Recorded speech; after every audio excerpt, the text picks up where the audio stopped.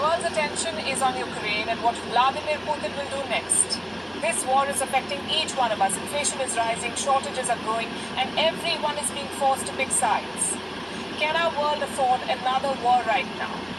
There's a reason why I asked this question. China could be preparing for war. The target is Taiwan. The People's Liberation Army is making dangerous moves. It held military drills near Taiwan. Now we know that China has been holding such drills for a while, but this time it's different. This time the Chinese were practicing how to invade Taiwan. Why are the Chinese indulging in such aggressive behavior? Thanks to the war in Ukraine, it's had some unintended consequences for China. The calls to protect democracy in Taiwan are growing louder. 3 recent events explain Beijing's desperation. But will they force China over the edge? Will China invade Taiwan? In Gravitas tonight we'll discuss. First, let's tell you about the drills. The Chinese military conducted them recently. We cannot confirm the date, but they're believed to have taken place sometime last week. All branches of the PLA were involved. Today, China shared some details, and they sound alarming. The island of Taiwan was surrounded from both sides. The Chinese Navy deployed a powerful aircraft carrier, plus a large number of warplanes and warships, and conventional missiles. In other words, Taiwan was surrounded by the PLA, then they practiced maneuvers, the moves they could make during an invasion. And there's no doubt about the intention behind this exercise. The Chinese state media is spelling it out. Look at the Global Times. This is what it says. The PLA drill was a partial rehearsal of a possible reunification by force operation. The Chinese military practiced specific scenarios, like neutralizing Taiwan's military, like cutting the militaries of the US and Japan if they try to intervene. They're preparing for all eventualities. Taiwan says China continues to pose a threat. Japan is sounding the alarm.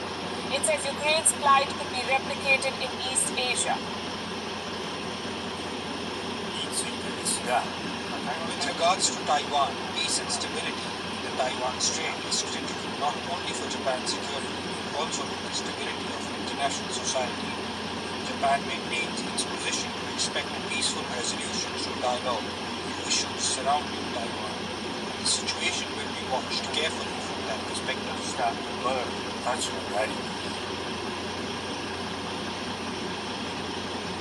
Japan says it is closely watching China. Beijing is not impressed. It has accused Tokyo of exaggerating and hyping the China threat. Japan has frequently taken advantage of some diplomatic activities to talk about China, exaggerate regional tensions, and hype the so-called China threat.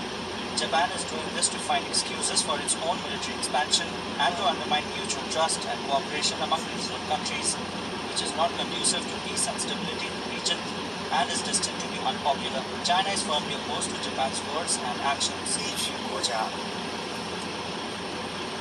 Bold statements and provocative drills. Why do you think China is doing this, and that too in the middle of economic worries and worsening pandemic? Is China feeling threatened? Well, we can think of 3 reasons behind China's latest outburst. The first one comes from the United States. The US State Department has made some changes on its website. Earlier, this website described Taiwan as a part of China, but not anymore. The website has a US-Taiwan relations page, and the updated version of this page does not say that Taiwan is a part of China, and this is not the only change. Earlier, there was a sentence that said the US does not support Taiwan's independence. But that too has been removed. Why is this news?